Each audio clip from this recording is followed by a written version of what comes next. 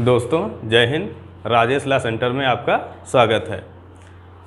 प्राचीन भारतीय इतिहास के क्रम को आगे बढ़ाते हुए हम आज प्रागैतिहासिक काल के बारे में पढ़ेंगे। ऐतिहासिक काल को हम 3 भागों में क्लासिफाई करते हैं। पहला प्रागैतिहासिक काल, दूसरा आद्य ऐतिहासिक काल और तीसरा है इतिहास। ऐतिहासिक काल का वह कालखंड जिसके विषय में हमें कोई भी लिखित साक्ष्य प्राप्त नहीं हुए हैं, प्रागैतिहासिक काल कहते हैं।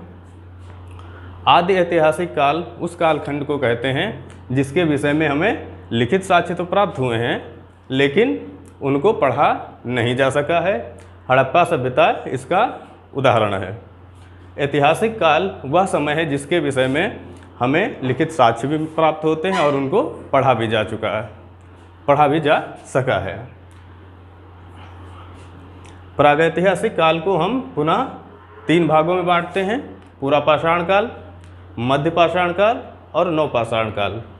लेकिन इससे पहले ये जानना जरूरी है कि प्रागैतिहासिक काल के जो भारत में औजार मिले थे उनकी खोज एक अंग्रेज़ थे जिनका नाम था प्राइम रोज।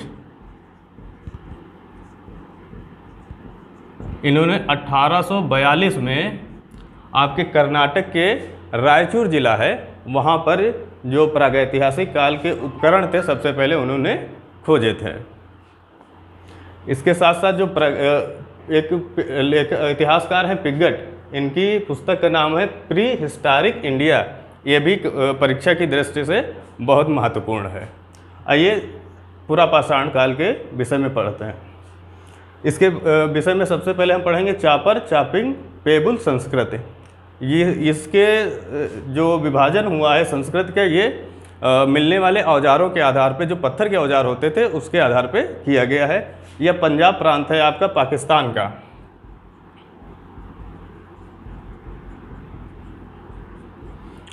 ये संस्कृत उधर वहाँ पाई जाती थी।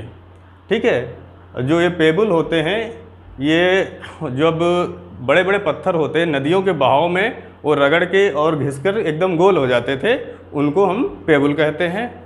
जो ये चापर होते हैं, ये बड़े हथियार होते थे पत्थर के, और जिनमें एक तरफ धार होती थी और एक तरफ धार नहीं होती थी।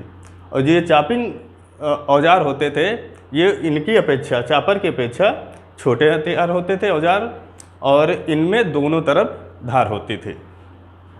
हैंड एक्स संस्कृत, यह आपका जो मद्रास है वहाँ के अतिरपक्कम स्थान है, यहाँ से इस हैंड एक्स संस्कृत के औजार मिले हुए हैं। और जो पुरापाषाण काल के जो महत्वपूर्ण स्थल हैं वो पहला है भीमबेटका, दूसरा है पल्लावरम, और भीमबेटका जो आपका मध्य प्रदेश में है, यहाँ जो चित्रकला के प्राचीनतम साक्ष्य मिले हुए हैं।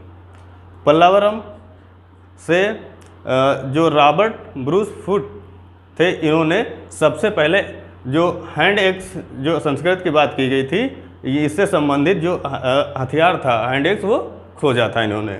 और जो पुरापाषाण काल का जो सबसे महत्वपूर्ण हथियार या औजार था वो ब्लेड था। आइए मध्य पाषाण काल के विषय में। यहाँ पे जो सबसे महत्वपूर्ण स्थान है वो सराय नाहर है, और बाकी जो स्थान है उतने कंपटीशन की दृष्टि से उतने ज़्यादा महत्वपूर्ण नहीं है। यहाँ पर जो सबसे ज़्यादा इम्पोर्टेंट चीज़ है कि यहाँ जो नर कंकाल मिले हैं वो बल्क में मिले हैं, बहुत सारे मिले हैं।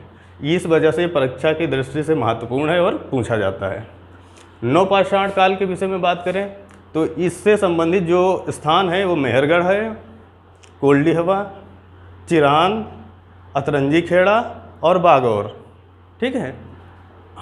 जो मेहरगढ़ है ये आपका बलूचिस्तान प्रांत में पड़ता पाकिस्तान के। यहाँ से तांबा गलाने का प्राचीनतम साक्ष्य मिला हुआ है, और कृषि का भी प्राचीनतम साक्ष्य मेहरगढ़ से ही मिलता है। और अगला जो स्थान है वो है कोल्डी हवा। यहाँ से विश्व का प्राचीनतम धान की खेती का साक्ष्य मिला हुआ है। और ये कोल्डी हवा स्थान है, ये आपका इलाहाबाद के पास पड़ता है।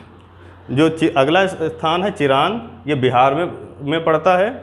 और यहाँ से जो हिरन है उसके सींग से बने औजार या उपकरण बहुत ज़्यादा मात्रा में प्राप्त हुए हैं।